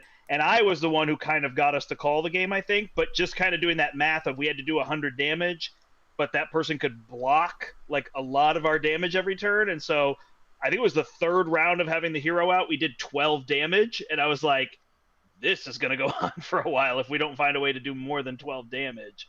But I would totally play it again, just not with 5 and with people playing their first game. I think if everybody knows the rules at 5 and then they're playing simultaneous, now you're just saying, oh, I'll take care of that. No, I got it because I'm going to do this. Great, I'll go this way. And then you're just doing the cooperative thing, which would be a lot better than rules questions, which is always tough with high player counts. And to be fair, we played against, I think, the worst boss for high player count as well, because that boss specifically had more defense based on how many more players were around it. So the more players around it, the bigger the shields were. So what we were doing was we were kiting, we were running in, doing an attack, and then running out. All of our characters would do that. But instead of then being a simultaneous game, which the first couple rounds went really fast, it came to a dead stop, because literally everybody one at a time had to run in, run out, run in, run out.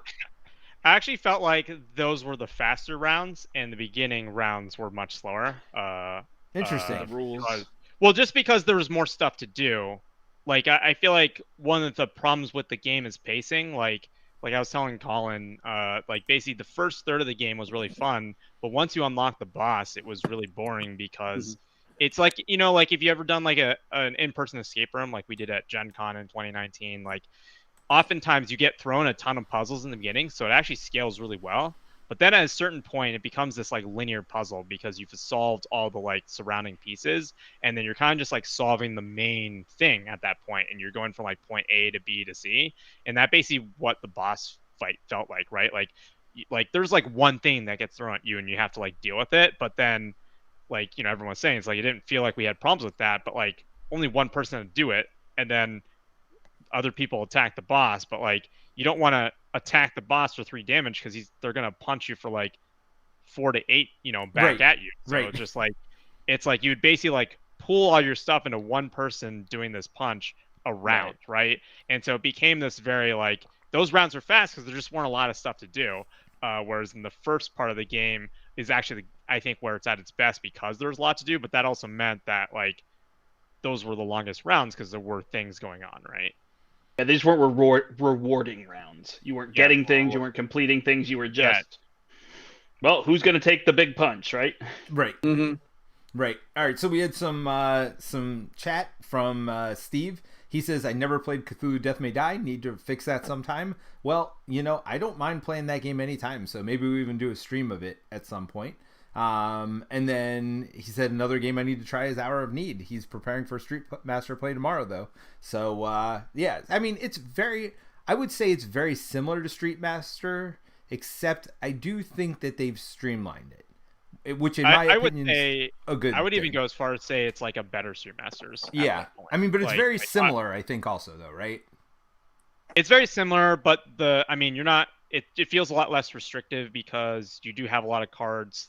Like you don't have dead cards in your hand, and so there are a lot of things where you can like burn cards to do extra actions. So like one thing's with Street Masters, the only way usually you can do more than one card kind of play thing a turn is through your tactics card. So like kind of the strategy in Street Masters oftentimes is like you want to get at least 2, if not all 3 of your tactics, and almost every fighter has like 3 tactics out, right?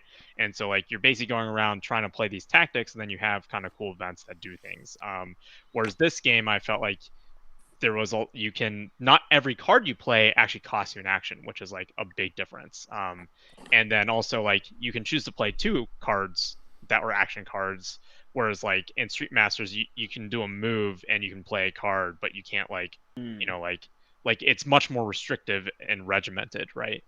It's definitely a card player's version, but even with all that and even with doing more actions, I still felt like it was more streamlined for some reason. And maybe it's just because you're doing all the fun stuff and not the AI doing all the fun stuff, which was a huge problem with Street Masters. I don't know, like it didn't feel that much more streamlined in that sense to me. But I also don't find Street Masters that hard to run. Like it's basically like you do your turn, you do the enemy turn, or like you do the environment turn, you go back and you draw off the enemy deck, you activate the stuff in front of you. It's like it's not actually that hard to run it, but maybe that's my experience. All right, so we're gonna go through these last ones I think a lot quicker, because we've got Planet Unknown here, which is not a cooperative game, but it is a game. We can't talk about it. We can't talk about it. We don't talk about competitive. Oh no. I was trying to think of a word. I was like, oh yeah, competitive. All right. So Planet Unknown is a polyomino game, which, well, it's I guess technically not because they were hexes, right? So hexiomino game, I don't know. But basically they weren't hexes. They weren't? They were squares? They were squares. They were square. So it's totally a polyomino game. Unless That's you're right. playing a different game, Peter, which definitely could have happened. I mean, you know me. You were playing Planet Known. I'm always playing a different game. Planet Known. Planet of Gnomes is what I was playing. I don't know. So yes, it is a polyomino game where you're basically you got this like circular Lazy Susan whatever type thing in the middle of the table where there are 6 different bins of these polyominoes in them, where you're going to spin it and turn one of those 6 toward yourself, and the other 5 will be facing up to 5 other players in the game, and you're going to choose. You have 2 tiles on top on these little bins, and you're going to choose one of those 2 tiles to take for yourself, and every player is going to pick from the ones facing in front of them. You play it on the board, and then you're going to do certain actions based on what types of terrain your tiles have on it. And I love polyomino games anyway, and this is probably one of my favorite, and one of the only games I know that plays up to 6, and it's all simultaneous. That's, I guess, a theme that we're getting to here, because Orleans is pretty simultaneous, Power Rangers is simultaneous, Spare Parts is simultaneous, Hour of Need is simultaneous. Power Rangers is simultaneous? It is really, like, I mean, it isn't, but it is, because like you're all fighting at the same time. So I mean, beside that, your actions are like moving, and then like 90% of it is fighting. So it's like, okay, who wants to play a card here? So I don't know. I kind of view that as simultaneous. I guess that's a little bit of a stretch, but so yeah, what did you all think of Planet Unknown? So I really enjoyed it, and it was interesting. I think you had made the comment at the table, and you were like, "Oh man, I love polyomino games. I could play them all day." And I think Colin kind of echoed that, and I was like, "Oh no, I don't think I like polyomino games. I'm not sure that they're some of my favorite games." And but I really enjoyed it. I thought like kind of that simultaneous nature. It reminded me of Tiny Towns, where on your kind of turn, you're the one who gets to choose what you want from the Lazy Susan. So that's interesting. And there was just a lot of mechanisms. I wasn't sure if they would all come together, like having to pick up all those little asteroids that were over the place. And they seemed like they were pretty punishing if you don't get them picked up. But timing wise, it worked out pretty well. Competing with your neighbors was interesting. That seemed to be what for the most part, it was kind of telling you to focus on to kind of get that leg up on people. And yeah, the fact that the shapes of the tiles were constant, but what was on them was different. I thought they were kind of all the same at the first. It was really interesting. And then, of course, tracks are just kind of always fun for like feeling like you level up. And well, yeah, that's the other thing I didn't talk about.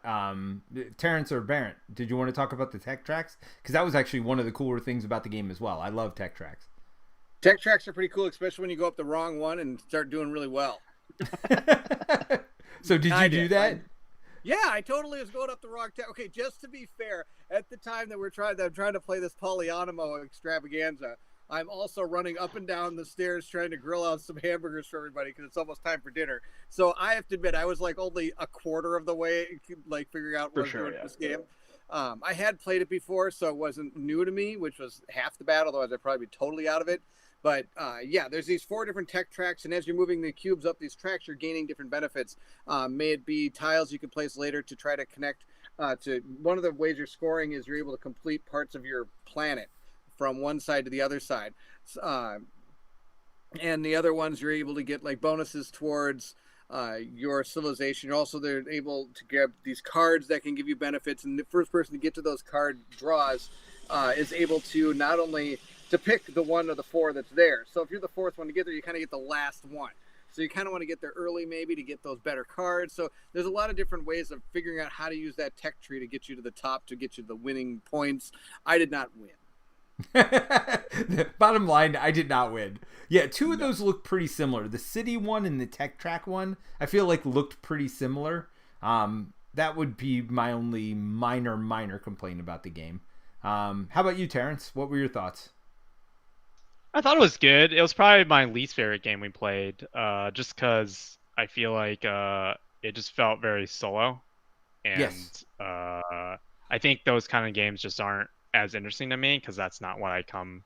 I mean, I generally don't like competitive games nearly as much, but also like it basically felt like solitaire multiplayer to me. And it definitely is. I feel like, and to me, that's just like if I want to do that, I can just play a solo game by myself. But I thought the puzzle and stuff was interesting, and I actually really enjoy polynomial games as a whole. But yeah. All right. Hey, Brandt, is that one available in retail? Because I looked for it briefly, but I didn't see it. Nope, it's not available yet. Okay. So they had a Kickstarter, and now they're doing another Kickstarter. And I'm going to guess when they fulfill the second Kickstarter, they'll do a retail release. They'll print enough for retail, yeah. Yeah. Well, I mean, yeah, if they're a smaller company, I get why they wouldn't, on their first one, have a retail release at the same time because you don't have distribution, right? And like, if nobody wants your game, then it's kind of hard to go to retail. All right. So then Terence and Brandt left. We said our goodbyes, and you don't have to leave now. oh, sorry. So Bairnt, Colin, and I ended up playing Spare Parts next, and had a much better time. Although, again, me not being prepared, we had to print off all the cards for this one, and it took me about 10 times to figure out what was going on. So again, I appreciate all their patience with that. But yeah, I don't know. For me, we've designed quite a few games, and it's still one of my favorites of the ones we've designed. I thoroughly enjoy it every time we play it. But again, that's more for another day. Then it's a great game so far that I've experienced, Peter. I've experienced a little bit of the campaign. I've experienced a little bit of the battle royal type system, and both systems were really good. I enjoy the dice placement, the dice rolling, the dice everything. I enjoy the moving the dudes. I enjoy a lot of it. There's really not much I don't like about it yet. I mean, I haven't really found anything yet, but I've only experienced the game a couple times. But yeah, it's a lot of fun. You got a lot. You got a good one there, Peter. Good one. I appreciate it. Well, yeah. Hopefully, is it going with you to Gen Con this year? Are you driving? I can bring it with me to Gen Con this year. Yes. Or are you interested in a weekend trip to see the lovely weather in Connecticut? No, I am not. I can barely get away for cons. But yes, I will have it with me at Gen Con this year if you want to play it. And I promise you this, I will update my version before I go. Yes, I don't want to find a printer at Gen Con. That would not not be... You're going to use the ones that you print at my house. So they're all... There you go. Minnesota at Gen Con will be there. Absolutely. All right. Let's do it. So we played 2 more games, and they were both quick ones. We played Yes. Fuse next with Yes, your we wife. did. So I was glad she was able to join she us. was really excited to do that. We had an absolute blast. She was super. She talked about the next day how much fun that was to be able to play with you guys and hang out at the end of the night there. It was really fun. That was probably the funniest game we did because first off we did fantastic. Oh my gosh! I was like, this game is Okay. easy. I never played it before. So real quick before Bairnt, because I know once Bairnt gets going, I'm not going to get a word in. So yeah, exactly. So tell him what Fuse is, Peter. Tell him. It's a real time dice rolling game where you're just rolling as fast as you can, you're grabbing stuff, rolling fast, like it's timed the whole time, and you're trying to get these dice on your cards. So you draw a number of dice equal to number of players, you roll them on the table. Everybody says, I want the red 5 or I want the blue 2. You're trying to complete these patterns on your cards. If you can't, then you have to roll the dice, and it's very punishing. It takes that number or color off of everybody's board. So, I mean, you can really get in a death spiral pretty quickly if you start getting to situations where you're just not pulling the right dice or rolling the right dice. But it's a lot of frantic fun. You're trying to get a certain number of patterns done in a certain amount of time. 10 minutes, I think. I don't know. It seemed like forever. It's 10 minutes. But it seemed like not enough time all at the same time. And like we played it like, I don't know, 5-6 times in a row. So, all right, Yes. Bairnt, go ahead and tell us your experience.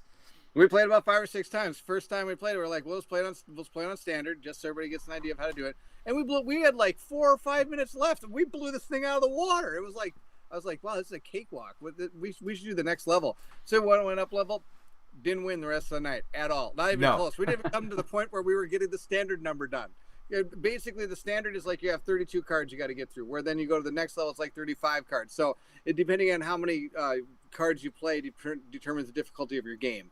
And so we were going at first with the 32. We did it all the way through. And what you have to do is you have to make sure you get all the bombs out of the middle of the table. You can still have bombs next to you because you always have 2 cards in front of you. And you can do that as long as all the bombs are off the middle of the field, then you win. But we couldn't even get them off the field. And like my wife has said in the chat, it was fun except for the losing part. She hates losing. This is very true. She does not like it. No, and let me tell you. We were laughing hysterically. It's like, okay, who needs a red 5? Well, look, nobody needs a red 5. Like at one point, we were just throwing dice around. It was just mass chaos. We weren't winning. It was hilarious. We had an absolute blast. Super fun time. Yeah, I mean, it's Terence's kind of game right there. Just speed play, wild, frantic craziness. I'm assuming you've never played this, Terence. Good luck. I've never played Fuse, but I definitely have played other like time games. Like I introduced Colin to XCOM, which I enjoy. Oh, that game's awesome. I have that game. Yeah.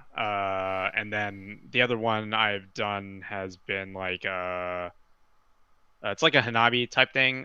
Bomb Squad. Okay. Yeah. See, those kind of games don't strike me as Terence type games. It surprises me actually that you say you do like those even a little bit. Bomb Squad's well, I mean it's like Hanabi style, right? So sure. There is like basically it's like I like them more than the Mine for party games. And then XCOM blasphemy. I think XCOM is both like both time and non-time, right? Like when you're resolving this stuff, it's not time, but when you have to basically make a decision, the first half it is. Yeah, XCOM's amazing. XCOM is an amazing real-time, non-time strategy game or strategy. I'd play that any day of the week. That game is so much fun. But I've only played that one once. I have to get that back to the table again.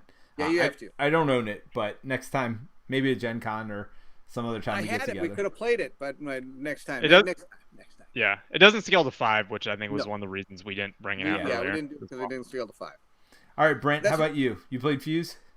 Oh, Fuse is excellent. I actually would imagine that I've probably purchased Fuse like the most times of any game because play it with people and give it to them, or somebody will say, "Oh, can you get me a copy from your store? I want to give it to my neighbors or my aunt or whatever." Like, it's just people love that game, and the 10 minutes, right, real time, just makes it perfect because. Mm-hmm. I think that's how a lot of people think about games. Like people who just kind of want to have some games in their closet. They don't want this. Right. Sorry, I'm pointing. They don't want a pile of games on a shelf that's built into their wall permanently, like I have. So, it's that perfect game of just like, oh, I could teach you these rules in a couple minutes, and boom, and then we play it for 10 minutes, and then we decide are we playing it for an hour or two, or are we done after the 10 minutes? Or and you don't decide that. because we just kept saying one more game, one more game, one more game. There was no decision ever made except for, are we playing the next game? Yeah, we're gonna play one more game, and like you just lose an hour of your life. Sorry. Oh no, go ahead. That's Kane Klenko. I think he's from Wisconsin though, not Minnesota. All right. I don't know if anybody knows. I don't. There you go. There's your board game designer, geography lesson. Well, I'll tell you, with Fuse, and now he's gonna watch this and be like, "No, I'm from Southern California." And when you don't win at Fuse, you always want to play again. That's the deal. Yeah. And we did. Nice. Which we never won again. By the way, we won the first game. Why didn't you just stop while you were ahead? You played that first game and you won. You should have just walked away. Have you ever been to a casino, or Terence? It's not how it works, buddy. You just keep going. You just keep throwing your money, good over bad. I've seen Bairnt's other records on games. Spirit Island 2-0, walked away while he's ahead. Nice. All right, well, let's talk about our last one, which is the Crew Mission Deep Sea. So that's the newest version of the Crew. The Crew is a trick. The Crew. Let me start that all over. The Crew is a trick-taking game where you are playing. Everybody's playing one card from their hand. You typically have to follow suit. So there are 4 suits in the game. The cards numbered 1 through 9. So if you're playing the pink 1, somebody else has to play pink cards if they can. If not, they can play any other card, including wild cards, which there are 4 of in the game. And whoever plays the highest card of the trick that is led, or of the suit that is led, wins that trick. And unless somebody played a wild card, and then the highest wild card will win the trick. Or trump. You could call it trump is another word. Trump, wild card, whatever. Yes. I should know. I love trick-taking games. But this one is unique in the fact, both the Crew and the Crew Mission Deep Sea are unique in the fact that they are cooperative. So with the Crew, it was very straightforward. It was basically you'd take a number from the deck, and the first player, whoever has the 4 of the wild, would get to pick one of the numbers from the middle of the table. So they say, I'm going to win the yellow 9. And the next person says, okay, well, the only other option I have is the pink 2 or whatever. And so everybody's taking cards from the middle of the table. To do that, with this one, it's the Mission Deep Sea, it's a next level of complexity. Beyond that, it might say you have to take the pink 2 before the yellow 9 is taken or something like that. I don't think that's any of the cards, but you get the point. There's like 2 levels of strategy to each of the cards. Or they say you must win at least 3 tricks with a 9 or something like that. So there is another level of complexity to the Crew Mission Deep Sea, but I mean, I love it. I love the fact that it scales pretty well from 2 to 4. I think it's probably worse at 2, but it's got an interesting like dummy player that you do with 2 players. Goes 2 to 5. Oh, it goes 2 to 5. Nice. So even better. So yeah, I mean, I love trick taking anyway, and the Crew does it very well, and I love the fact that it's co-op. So Bairnt, this was your first time playing it. What were your thoughts? It was. I'm going to buy it. I'm a big fan. I like trick taking games as well. My wife and I play 500 a lot with my in-laws. We play Pinochle. We play all these different like card games from my past, and when these just accelerate it by being co-op even, which is pretty sweet. I think my favorite card we drew was the one that was decide how many tricks you're going to take without telling anybody. Yeah, we had to play that one several times. That card. And so Peter had to like pretty much write down like how many things he's like, I'm gonna take this many tricks. Then we don't know what it is, and we're trying to play and think like, okay, he puts out a red 5. Does he want me to take that? I don't know. And then somebody will take it and be like, okay, well, now I'm trying to make this. So it was really cool. It was a really, really fun game. Yeah, I led with a 7 first trick of the game. I'm like, all right, let's see what they're gonna do here, because this is a card I'm worried about. If they take it, I know I have to throw off the rest of the game, and if they don't take it, then I'll know. Okay, then I can play out my hand pretty aggressively. So you put the ball in their court. I put the ball in their court, and they let me take it, but then they were like trying to give me tricks the rest of the game. Like I'd play a 4 and they're like playing the 3 and the 2. I'm like, what are you guys doing? Like do you think I counted this 4 as a win? Like this isn't give me all the tricks. I was like, what is going on here? So I do like the fact that there's like a stack of this high of cards that you can that you use to figure out what's going to happen. There's not like a small deck of like things you're going to see a lot. You could play a lot of different times and not see the same card of what you're supposed to try to do for that turn. Yeah, absolutely. So Terence, have you played the crew at all? Yeah, I own it. I haven't played it all too much, just a few times with my family. Just one of the games I guess I pull out for people that don't play board games as much as I do. It's like something you can explain within 5-10 minutes. Yeah, it's good. Nice. All right, Brandt, sounds like you like this one. Oh yeah, I love the crew. So like the weekend that COVID happened in March and Gamma was going on. So at the time, Brian and his family, Brian's the owner of the store. Brian and Larry had gone to Gamma, and then they came back like through all the airports in that 2020. But they had gotten the crew, so it was like the game they were playing in every airport and everything. And so yeah, Brian and his wife and my wife Kathy and I, the 4 of us sat down like, 2 weeks in a row. We just played every night at like 9-10 o'clock at night. And we played 99 games of the crew, and we beat all 50 missions in 99 games. And that's probably one of my top 10 like board gaming experiences ever. It was so good. Just having that game to play, all those nights when we're just at home and there's nowhere else to go, getting to play with them. So Crew's so great. Fun. It's funny because I played this game mostly with Mike and Jerry, and there comes a time every night where Mike starts cursing and just says, forget it, I'm not playing anymore. And like it always feels like he hates the game. And then like next week it's like, all right, what do you guys want to play? He's like, how about the crew? I'm like, what? Like you're the one always complaining like this game's so luck based, there's so much this and that and the other. But even with all that, it's still just a blast to play. So we played the mission. What's it called? Mission Deep Sea. Is that the second one? Mission Deep Sea. That's the new one. Yep. We got a chance to play that at Gen Con because I went to Gen Con 2021, the one that was in like September. Yep. And Brian and I sat down with Thomas Wetzel. He's from what is our company? Cosmos.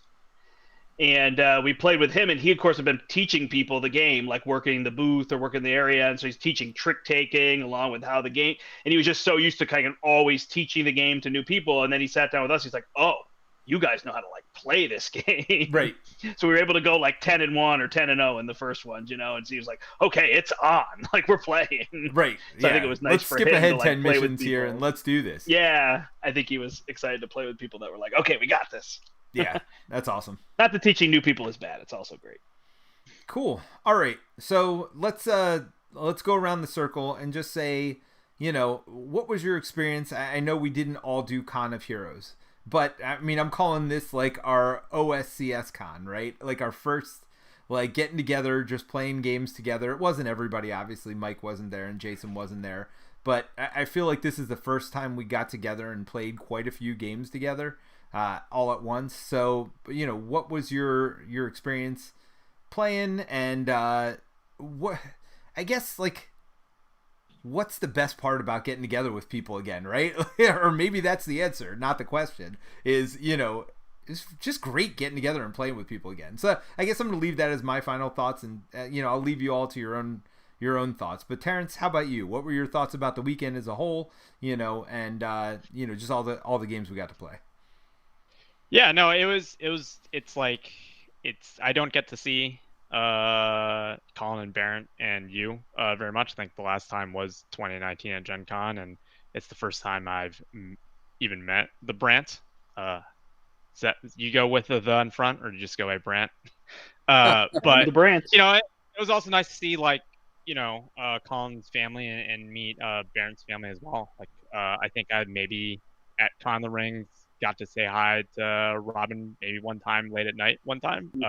It was nice to see the, I guess, like the whole family of stuff. I think that's one of the neat things about visiting people where they live. And then just sitting down and for me it was like like as much it was playing at Con of Heroes, playing Marvel Champions, like it was also as an organizer, like you had to work it, and so it was nice like for this part of it that other people were basically in charge of everything. Like I just had to show up, and I got like I got a car ride from place A to B most of the time, and you know, also it was nice just to not eat Game Center food. I think on Sunday that was definitely like a highlight for me.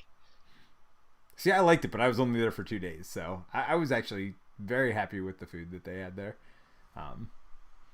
For like food at a game place, it's definitely top notch, but it can be a little old. And of course, what did I serve everybody for dinner that night? Oh, burgers. Like they had that burger like for the whole week and sitting at the con of the Euros. I was like, oh wait, what am I doing? I'm a burger. That was my first burger, Bairnt. Okay, so I appreciate that. Yeah, no, I had the pizzas, I had the cheese curds, and lots of beer, but no burgers. So I appreciate that. All right, Brandt, how about you? What were your just overall thoughts on the weekend? Yeah, I mean, for me, it's definitely meeting the people. Like, I love streaming Marvel Champions. I love playing with Brian and Steve or with Larry. But just to meet people that either had watched us or watched you guys or hadn't watched anybody but just loved Marvel Champions and to sit down. I mean, I played Standard most of the weekend. Yep. It really wasn't about like, oh, I'm going to bring this deck and I'm going to show you how Rocket Raccoon works. Or like, I didn't want any of that. I just wanted to sit down with people and get through a game and have people come over to talk to you and you can talk to them. And, you know, so that was really fun there. And then getting to meet everybody. I mean, Terence I'd never met, Bairnt, Colin, Peter was there. So that I was just there. Absolutely. I'd already met you at PAX Unplugged. So, but that was great. Bairnt, totally thankful for the food. You were like, oh, I would never want to get on a plane with an empty stomach. And it was awesome that you were like on that for, you know, whatever it was a little bit before dinner so that we'd be all set. So I really appreciate that. And huge props to Colin. He taught like every game that day. Yeah. At some point I gave him a little bit of snark. And he was like, oh, it's okay. And I was like, no, I'm sorry. I was just joking. You're doing an amazing job. And I know for me, I'm a terrible traveler. So that like eventual plane flight coming up gives me some form of anxiety. So I was super thankful to him for teaching all those games. He did an amazing job keeping us moving one game through another. And yeah, it was just an awesome weekend. I loved it. And I hope I can go back sometime. All right, Bairnt, bring us home. What are your thoughts? By the way, there's a contest, so don't go away yet. If you made it this far, don't go away. We're still giving away something at the end here. All right, Bairnt. Oh yeah, that's amazing. So, what was the number one thing I could take away from that? My baby's home. The number one thing you took away. Was back. I feel like your wife is gonna come down, and my wife might come down and tell me that that's not gonna be around for long. No, seriously though. It was awesome to see everybody. I do get to hang out with Colin quite a bit, which is pretty sweet. We have a lot of fun playing games together. But what's really cool is to be able to play with all the other people that we know and meet all over the world, or not, I guess, the world, but at least America. I haven't met too many people from all over the world. Seeing Terence again was fun. Actually playing games with Peter again is fun. Brandt, always a blast to meet you finally. But it was great. We played a lot of awesome games. I really wish I could have made you guys all play Nemesis, one of my favorites, but Colin, that would have been a full day game. Oh yeah, that would have been an all-day game. And that was what we were trying to. I have to admit, Colin and I sat there like I think Wednesday night. We were going to play a game of Journeys on Wednesday, and we decided to play Hour of Need because we could get that done faster, and then we could sit there and look at his game collection, look at my game collection, be like, what can we play with 5 people that it's going to take years to play, that can go pretty quick, that we can have a lot of fun doing. And so the big Cthulhu came out, Hour of Need, we just got done playing, so we're like, let's do that game. I think that'll be fun. The Planet Unknown, everybody gets to simultaneously pick those pieces, so we're trying to think of those type of games. Sadly, I have to tell you, there's not much in my collection that's really simultaneous play very much, but there's some fun games. They're just not simultaneous very often. So we kept it. He was able to bring and supply some fun games for us to play, which is really cool. And overall, it was a great time. Great time. I'm glad you guys came. I hope you were able to experience Minnesota nice as much as we could. So the weather in Minnesota. Welcome. So nice. Terence came in from Spain. I came in from San Diego, which everybody tells me has the most beautiful weather in the world. The weather in Minnesota was way better than the weather in San Diego that weekend I was in, for sure. It was I even opened the window for Peter. He loved it. Oh yeah, that's the other thing we forgot to mention. The snowdrifts were wonderful in May. I tell you what, it was so cold in Bairnt's basement. I don't know how you do anything down there. It is so cold. It was the coldest place. He's wearing a t-shirt right now, right? Yeah. It is the coldest place on the planet Earth. I am not kidding you. I thought it was like 20 degrees in Minnesota that day. We walk upstairs and go outside and it's like 80 degrees outside. I'm like, what the heck? How is your basement so cold? It was like literally like an Arctic, I don't know. Like It's a man cave. Man cave. I'm surprised there are not like, penguins and polar bears living down there. It is ridiculous how cold that basement was. It's good stuff. All right, so what is our contest for? At Con of the Rings, we had a custom scenario. Con of Heroes. Con of Heroes. Oh my gosh. I don't organize that other conference. At Con of Heroes, there was a custom scenario that was put out, and it is available for print and play. So I will have that in the description of the YouTube video and the podcast, so you can find it there. So you can go print and play it yourself. Hitch's Marvel Champion Tabletop Simulator mod has the Con of Heroes custom stuff on there as well, so you can go play it there if you want to try it. But we have an actual printed copy of the cards, so not just the scenario, but there's a new standard set of cards, and there's a new what are they called? Modular. There's modular set, but they're all used as part of the campaign, and you can obviously use them outside as well. Scrolls, that's what they're called. Yeah, scrolls. So there's a scroll invasion is this modular set. So we have a contest to win. We have 3 copies of those along with the first player token as well that says Con of Heroes on it. So pretty cool giveaway. So 3 lucky people win. How do you win? You're going to email us at MVP, the letters M, the letter V, the letter P, board games with an S at the end, all one word, MVP board games at gmail.com. Put contest in the subject line and then tell us who is the scroll, Terence or Peter, and give us a little description of why. So currently I am in the lead. People think I am the scroll, not Terence, that I am the imposter. So if you want to think of Battlestar Galactica, it's like who's the Cylon, who's the scroll. Right now I'm in the lead. Definitely Peter. No, Terence, come on, get out of here. I'm gonna run the Definitely not a campaign scroll. here. Well, we've got some arguments on both sides here, so I'm going to read 2 of them out real quickly to you. We got Annie, who says, Peter is the Skrull. I know this because he's always singing those bad 90s songs to try to seem like a human. So I thought that was pretty good. And then we've got Dan, who was in the chat earlier. He said, Terence is definitely the Skrull. He just happens to leave the country right before the con, then shows back up in the country just in time for the event. Definitely the Skrull. So I think it's Bairnt. I think Bairnt is the scroll. No, I think it's the goat. It's like a Kaiser Sose thing. The greatest trick the devil ever pulled was making people believe he didn't exist. Yes. Well, He's not an option. Let's be honest. I feel like Terrence is the scroll and he's going to eat that goat as soon as the camera goes off. Yeah, there you go. Like, I mean, this goat has been here on like multiple streams now. I feel like if I was It could be gonna a new know goat. that You might have goat. a supply of goats. right? You're just raising goats for, scroll eating. raising stuffed goats.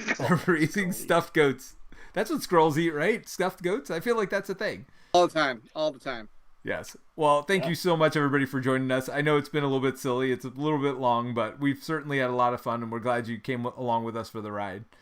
I'm glad you guys came to Minnesota. You guys are welcome anytime. So is anybody. Anybody stopping in, say hi. Anybody who comes in, just find the coldest place in Minnesota. Find the coldest Bring a place in Minnesota. thermostat. And like one of those Ghostbuster like things, it's like, looking for ectoplasm. Just look for the coldest place in Minnesota, and that's Bairnt's basement. You'll be fine. You'll find There it. is. My window will be open for you in the basement, blowing in that nice cold air. Nice. All right, everybody. Bye. Bye. Take care. Bye. Hey guys. Huh? Let's do it again. Start from the beginning. I forgot to hit record. Oh my gosh, that would be amazing. Just think of all the cool things I could say again. Maybe we'll be able to hear you this time, Bairnt. Yeah, it's this weird voice. No, it'll be underwater this time if we stay too long. Nice. We'll just see Cthulhu float up slowly. All right.